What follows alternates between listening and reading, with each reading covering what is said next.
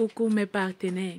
Aujourd'hui, je partage avec vous ma recette du héros, un plat du continent camerounais. Si vous êtes prêts, allons-y. Là, je vous assure, je suis comme une morte vivante. J'ai fini le boulot à 2h30, je suis rentrée, j'ai pris ma douche. Et je me suis dit, ok, pourquoi dormir si à 7h je dois encore être debout? Bon, mieux, je commence à cuisiner maintenant. Alors, j'ai pris des fruits pour me réanimer un petit peu. Et voilà, ça, ce sont les sirops là. Je ne sais pas comment on appelle ça en français. C'est délicieux. C'est l'un de mes fruits préférés. Voilà. Donc, si vous êtes bien assis, là, on va faire un menu de 20 personnes. Prenez des notes. Et voilà. Les quantités, vous aurez en description de la vidéo. Vous avez juste à regarder juste sur la description de la vidéo et vous verrez toutes les quantités et tous les produits que j'ai utilisés. N'hésitez pas, n'est-ce pas, à partager, à commenter et à poser des questions si nécessaire. Bien sûr, invitez également vos amis et vos proches, tous ceux-là qui sont intéressés à regarder cette vidéo. Sur ce, allons-y juste après l'intro. Tout de suite.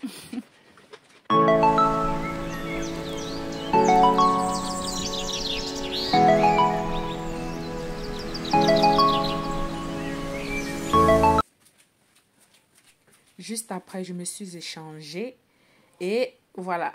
Là, j'ai fait quelques étirements avant de commencer. Alors, cette vidéo, je voudrais la dédicacer spécialement à mon client qui, généralement, on s'appelle ma personne.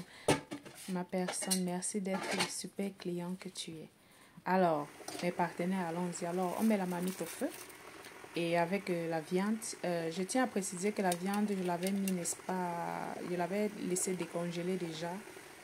On va dire presque 24 heures, mais c'était encore, il y avait toujours un peu de glace. Ok, là, je mets du sel, du cuivre, les quantités, vraiment, les détails de combien de cuivre, combien de sel, tous les détails là, vous les aurez en description.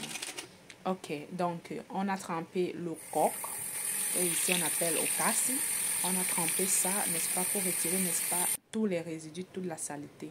Et voilà le résultat. Ensuite, on découpe les épinards. Essayez, n'est-ce pas, de couper toutes les petites tiges des épinards. C'est important. Si vous voulez vraiment faire un truc royal, c'est très important.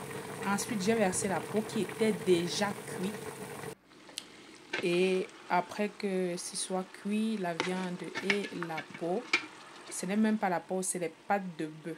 Ok. Voilà, on a mis de côté. Vous voyez la quantité que ça a donné. Voilà. En premier lieu, on verse les épinards. Alors, ce détail-ci est très important. C'est important de mettre d'abord les épinards en bas. Ensuite, vous faites en étage. Coq, épinard, coq, épinard, coq, épinard. En précisant bien sûr d'abord que c'est les épinards en bas. Ça permet que ça ne brûle pas. Voilà, ça c'est le résultat après quelques minutes. Ensuite, j'ai préféré mettre le piment pour que c'était pratiquement au début de la cuisson. J'ai préféré mettre le piment en ce moment-là pour être sûr que ce sera vraiment pimenté. Voilà. Plus tard, n'est-ce pas, on commence à verser la viande. Quand on sera sûr déjà que tout est bien mélangé, tout est homogène, on commence à verser la viande. Et quand on sera sûr également que les deux mélanges sont déjà assez blancs, c'est-à-dire que c'est assez ramolli. Le coq n'est plus aussi dur que ça.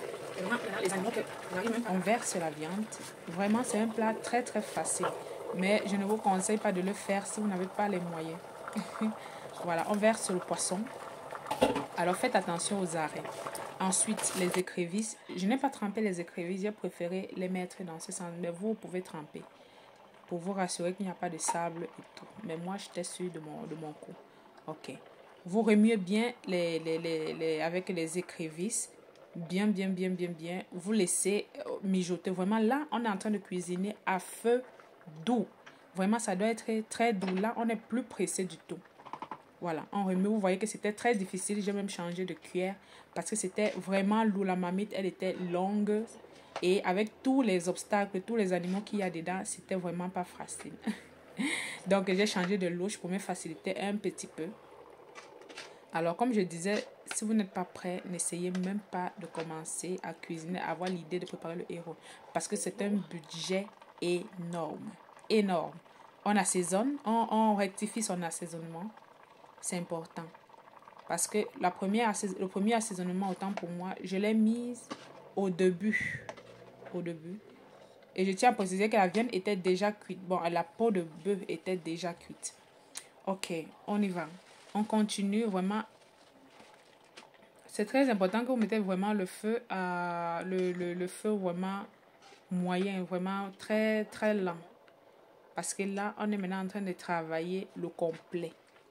La marmite en elle-même est déjà cuite. Bon, quand vous vous rassurez maintenant que tout a été tari, on verse maintenant l'huile qui est, n'est-ce pas, la dernière partie de la cuisine. Alors, l'huile, rassurez-vous que votre huile est de bonne qualité. Parce que si ce n'est pas le cas, vous gâchez tout, les amis. Vous gâchez tout. Vraiment, rassurez-vous que c'est du top. De l'huile, c'est vraiment le top de top. Voilà.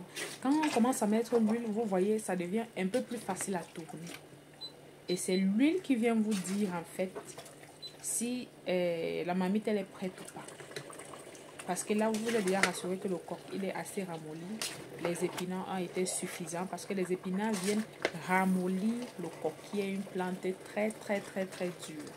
En Afrique, vraiment, on se permet même de cuisiner le coq pendant 24 pour se rassurer que c'est au top. Mais ici en Europe, on ne peut pas se permettre, on ne peut pas se permettre, il faut trouver les astuces. Voilà, on vérifie l'assaisonnement à nouveau. Vous voyez, là, j'ai carrément fini. Je vais encore mettre un peu d'huile. Parce que quand on met, au plus vous mettez l'huile, plus il devient souple. Plus vous mettez l'huile, et c'est une nourriture qui prend beaucoup d'huile rouge. Donc voilà. Quand c'est prêt, vous remuez à nouveau. Vous fermez la marmite. Fermer la marmite vous permet, n'est-ce pas, de vous rassurer que s'il y avait encore un peu d'eau dans cette sauce-là, qu'elle puisse tarir. Vraiment, quand elle est encore chaude, vous fermez la marmite. Ne vous inquiétez pas, ça ne va pas perdre sa couleur verte. Hein. Pas du tout. Donc, voilà les amis. C'était dur. Et là, j'ai fini à 5h30, je pense bien. J'ai fait finir à 5h30 du matin. Rien que la sauce.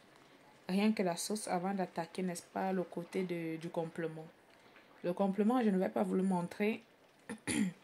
Peut-être sur une autre vidéo, si vous demandez, je vais vous montrer comment on tourne le watafoufou, comme on dit chez nous, le watafoufou. Et j'ai fait le watafoufou et le tapioca. Donc, voilà. C'est beau, hein? C'est très beau. Ça, c'est une marmite que je pense que même 30 personnes pouvaient manger. 30 personnes, hommes. Voilà. Parce que c'est nous les femmes, c'est un peu plus moins. Vraiment, c'était une grosse commande. J'ai transpiré. J'ai souffert pour... Peut-être que je vous ferai un vlog pour vous expliquer mon enfer. Pour vous expliquer vraiment mon enfer. Mais bon, voilà. C'était ça. C'était ça, les amis. Donc, voilà. Si vous avez aimé, n'hésitez pas à le partager. Bisous.